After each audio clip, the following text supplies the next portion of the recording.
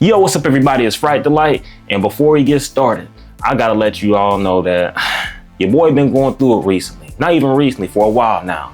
Got stitches on my thumb, laptop charger missing, I had to go get another one, and now I can finally edit videos and get them out to you all. Now, life is stressful, but what's stressing me out even more is Halloween Resurrection made in 2002.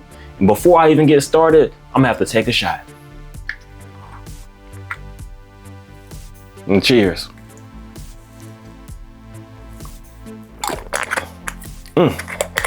Don't do this at home, kids.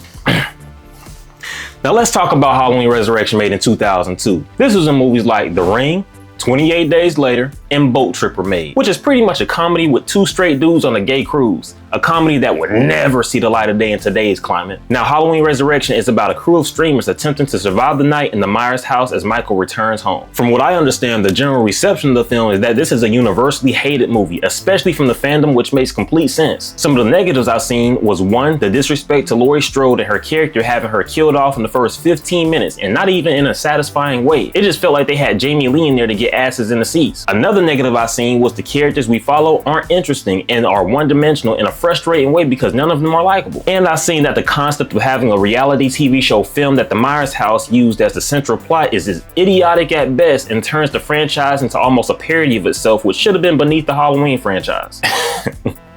I'll tell you, don't put anything past your favorite franchise because the bag is worth more than a good story to some people that produce these properties. Just look at The Walking Dead. It started off great, didn't really conclude any major storylines, then became The Walking Dead itself, and doesn't look like it has an end in sight. By the way, that's my favorite show of all time. Now, one positive I've seen for the film is that this is a movie so bad that you can actually find enjoyment within the film, especially the cheesy dialogue and horrible acting from some of the cast. It's kind of funny how there's a point to where there's a film that's so bad that you can actually start to enjoy it. Well, now, will that be the case for me? Well, I'll let you know after I recap the movie. Now let's stop playing and go back home with Michael. The movie starts out with the dissociated Laurie Strode thinking about the events of what happened in the last film. Apparently, Michael swapped places with a random paramedic after crushing his throat. This means the person Laurie decapitated wasn't even Michael, it was this poor old man. And ever since then, Laurie has been held in this insane asylum. A nurse comes in with medication to sedate her, but as soon as they leave, Laurie spits out the pills and puts them in her secret Raggedy Ann pouch. She looks outside and finds Michael waiting for his moment, and of course disappearing when the camera pans off of him. Where did he slide off to? Well, he's scoping the scene, finding a security guard that caught one of the patients out roaming around. The patient is in the Serial Killers, and right now he's obsessed with John Wayne Gacy. But something tells me he's gonna be obsessed with another killer after tonight. After top flight security puts him back in the room, another guard on duty notices somebody walking the hallways thinking it's a patient. They walk back down the hall, but one of them can't work on an empty stomach, so he stops at a vending machine while the other guard moves ahead. As he's about to bust down on a snack, he hears screaming and rushes to the scene. He cautiously makes his way towards the washing machine, and when he opens it, he discovers his partner's head. In panic, he walks back, tripping over the rest of his partner's body. And from what it looks like, the body was there before he even opened up the washing machine. This dude probably came from working at the Holy Moly Donut Shop. Holy Moly Donut Shop. Holy moly donut shop. It doesn't take long for Michael to end the guard shift early by making his way to Laurie's room. The dude isn't wasting any time and bursts through the door like the Kool-Aid man. Just as he's about to make a killing blow, my girl Laurie pops up and whacks him from behind like a camper in Call of Duty. She rushes through the hallways, making her way to the roof, and Michael follows right behind her. When he makes it, he finds out Laurie isn't playing any games and gets caught in a trap she set up earlier. She sets him up over the edge and picks up the knife he dropped. Right as she's about to cut the rope so he can fall to his death, she notices Michael doing the same head grab like before, reminding her of when she killed the wrong guy. She decides she won't make the same mistake twice and tries to pull his mask off like a dumbass. Of course this goes wrong, and wait, not my girl Laurie! After all these years, Michael finally achieved his lifelong goal of killing his sister in the lamest way possible. Laurie falls into the abyss like the fifth monkey jumping off the bed. We cut to Michael giving the serial killer lover his own knife, which is very smart of him. He then strides down the hallway before we transition to the next day where we meet the main character at school. Her name is Sarah. As she's driving through a congested school hallway like she's the only one there, her homegirl Jennifer catches up to her and excitedly lets her know that she signed them both up for something and she has to come later that night. The two pull up on one of their day one homies at his cooking gig. His name is Rudy. She lets him know that they all got accepted, which sends a burst of happiness through his veins. They have a brief conversation before the two get to their dorms where Sarah's emailing her online crush. She believes she's talking to a 6'5" bald black man, but instead it's this guy right here. His name is Miles. Okay, you got me. She doesn't think she's talking to a black dude, but she's getting catfished. Miles is posing as a person named Deckard and has no plans of slowing down his game with Sarah. Later that night, she makes her way to the function hosted by motherfucking Busta Rhymes. Well, his name is Freddy. She finds out everyone there got accepted to explore the Myers house for the entire night, then finds that everything will be live streamed to the internet. Everyone there gets interviewed about what they think of the Michael Myers murders. After some questionable interviews, Sarah's next, and as she's speaking, this clown gets too close to the light and knocks it over, making her scream to the top of her lungs. And that's exactly what Freddy likes to hear. After everyone leaves, Sarah comes back to let Freddy know that she wants to back out, but of course he won't let that happen, and Smooth talks her into staying in the program. Then he goes back to watch his Chung Lee. Get his ass, get his ass, get his ass.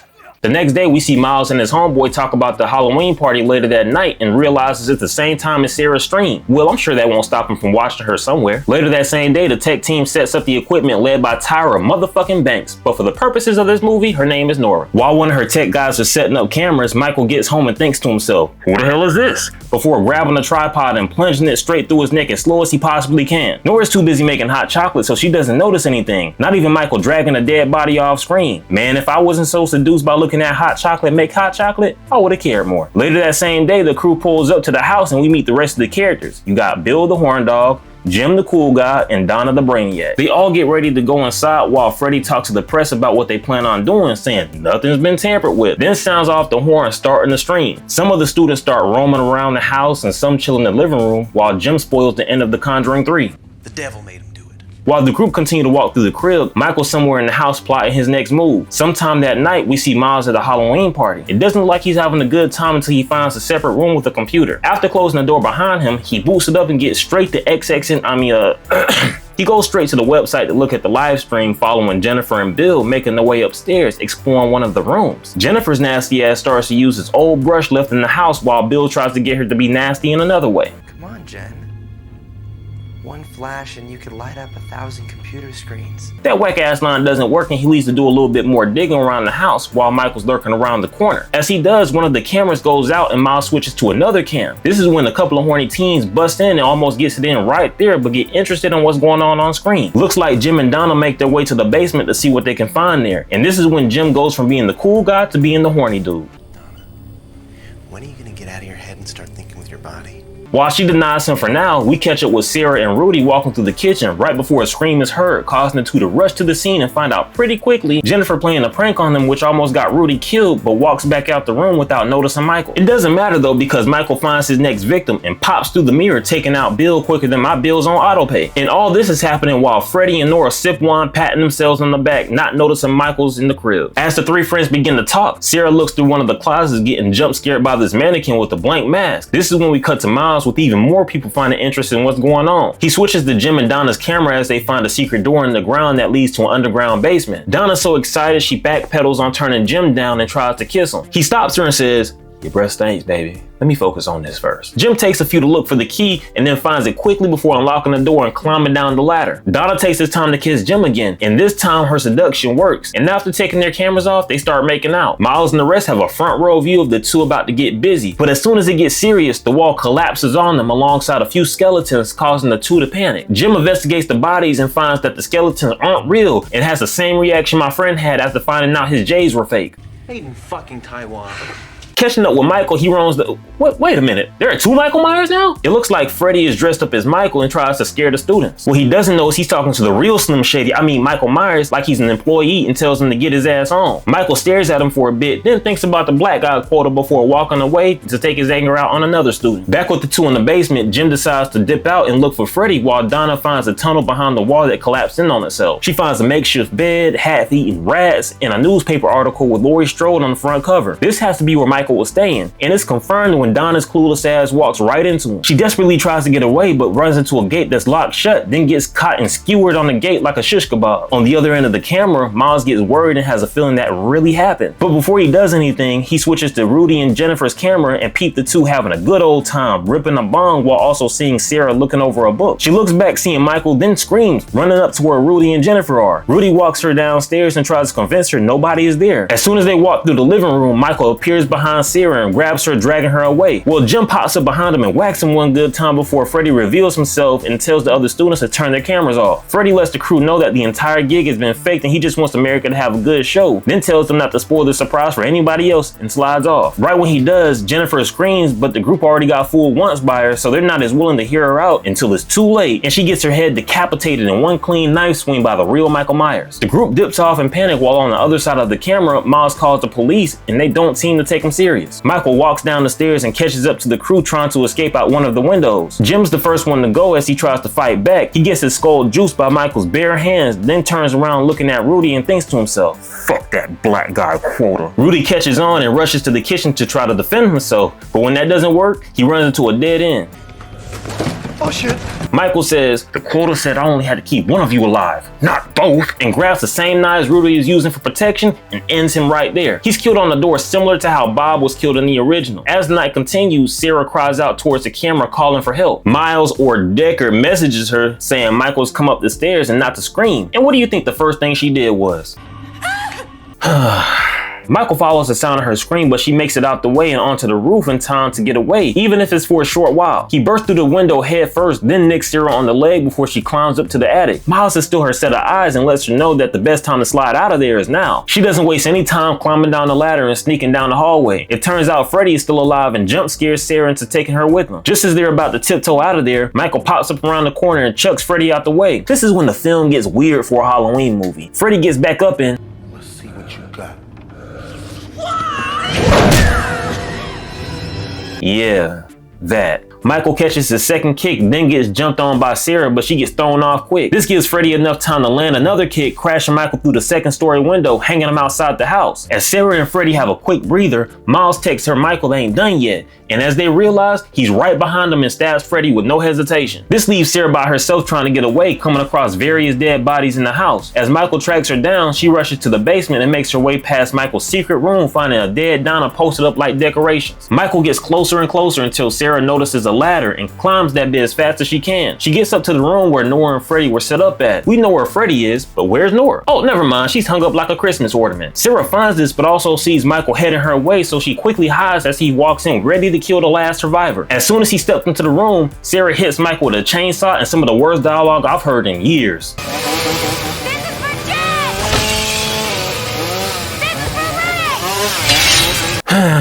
If I had another shot, I would take it. The chainsaw runs out of gas, leaving Sarah defenseless as she jumps out the explosion's way. Michael seems to be down for the count until Sarah starts to try to crawl away. As all hope seems lost, and Michael stands over Sarah, about to end her life, Freddy bursts through the door and saves her using some more of his kung fu fighting. He gets tossed across the room with ease and almost killed, but with quick thinking, he takes the electrical cords and shocks Michael's nuts off, knocking him back into loose wires, electrocuting him even more. This gives Freddy enough time to get Sarah out of there as everything's burning down to the ground. The cops arrive and the two are patched up while Miles hits Sarah up, letting her know that he can see her on the news. He also gets congratulated by the homies for saving a couple of lives. A little later in the same night, as Michael's about to be taken in, Sarah asks one of the paramedics to reveal the body so she can make sure he's actually dead this time. As they take a look, Freddy takes this time to talk a little shit to Michael before they dip off. Looking a little crispy over there, Mikey.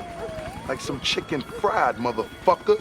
Not long after, Michael gets transferred to the morgue so the medical examiner can conduct an autopsy. As she unzips the bag and is about to take his mask off, he suddenly opens his eyes, ending the movie. Alright homies, that was the end of Halloween Resurrection, a movie that was an obvious cash grab from the start. To get the only two positives I have out the way, I really enjoyed the dynamic between the three main characters, Sarah, Rudy, and Jennifer. To me, the chemistry between the three didn't feel stiff like the rest of the cast, and that's not saying much, but it includes my girl Jamie Lee too. A certain part of me feels like she phoned it in for the 15 minutes she was on screen, but can you blame her? Even though the three didn't have a lot of screen time together, the moments we see with them actually are entertaining, especially the friendly banter. I love when there's a group of characters in any story that have small interactions that show that they've been friends for a long time, which kind of remind me of my friendships. By no means did this film execute that in a remarkable way, but it did hit the bare minimum for me. And my last positive for this film is probably gonna sound like a backhanded compliment, but it's the terrible dialogue. The so bad is good dialogue is something you almost have to do on accident, and damn near the entire script seemed accidental. I mean, listen to a couple of these lines.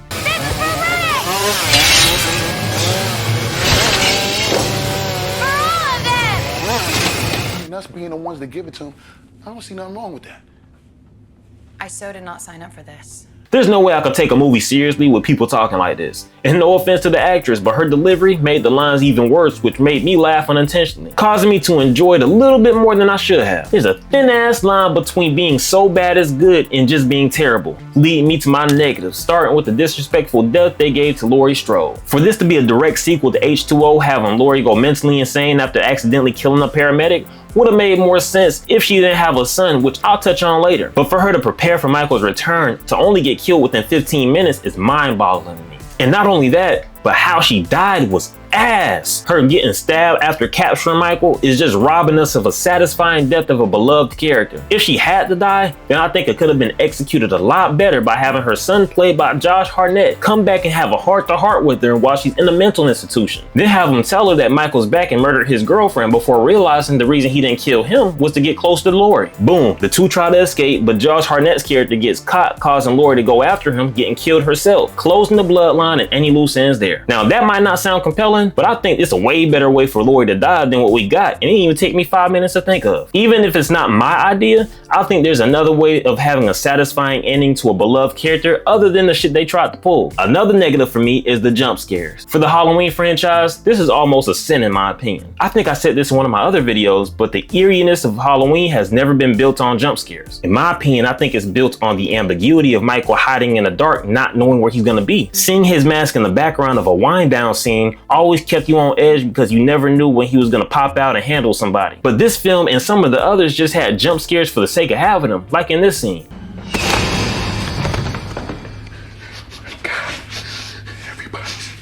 I'm not sure about you, but for me, when there's too many jump scares in the movie, I stop having a good time because every 15 minutes I have to worry about a loud noise hitting my eardrum. The last movie I can remember doing that to me was The Woman in Black 2. By no means does this movie does it that egregiously, but the times they do it, the jump scares on screen make me roll my eyes, especially in this franchise. The next negative I have in the film is this tries way too hard to be funny. It's ironic how the comedy scene sucked all the humor out the movie, but the unintentional things that went on made me at least chuckle a bit. Everything this film tried to do had the opposite effect on me, and everything they didn't do made me have a fun time, especially when I have some liquor in me, but trust me, it's not in that rank. Now my last negative for the film is the story itself. Where the fuck is Laurie's son? I've read online that the idea was played around with to not only have him but LL Cool J's character come back for this film, but it ended up getting scrapped for a reason I can't find online. Now in my opinion, the casting of those two would have boosted this film in a way that probably would have granted it another sequel. The death of Laurie was bad enough, but there wasn't even a mention of her son, which should have technically been part of her and Michael's bloodline too. The story revolved around Michael making it back home and staying there like the job's done. Job's not finished. There should be no reason and maybe scheduling issues that Josh Hartnett couldn't come back for at least a cameo in this film, especially if it's a direct sequel of H2O. I almost think the studio didn't even try to get the actors back because I read that the original name for Resurrection was going to be MichaelMyers.com. Then it changed to Halloween Homecoming, letting me know that there was barely a plan to bring the cast back from the last movie to close out the storyline. Not gonna lie, Halloween Homecoming does have a ring to it though. Now with all that being said, even though I like the dynamic of a few of the main characters, the uninspired jump scares, the weak story, and the death of a beloved character in a disrespectful and uninteresting way puts this barely over boo-boo and right into the snooze fest category. Well, homies, if you made it to the end of the video, thank you so much for making it this far. Let me know what you thought about Halloween Resurrection in the comments below, even if you disagree with me. And if you enjoyed this video and have any movies that you want me to cover in the future, put that in the comments below too. To see more reviews like this one, go ahead and disrespect that like and subscribe button like they did my girl Laurie Strode. I appreciate y'all coming to a Fright Delight, and I'll catch y'all later. Peace.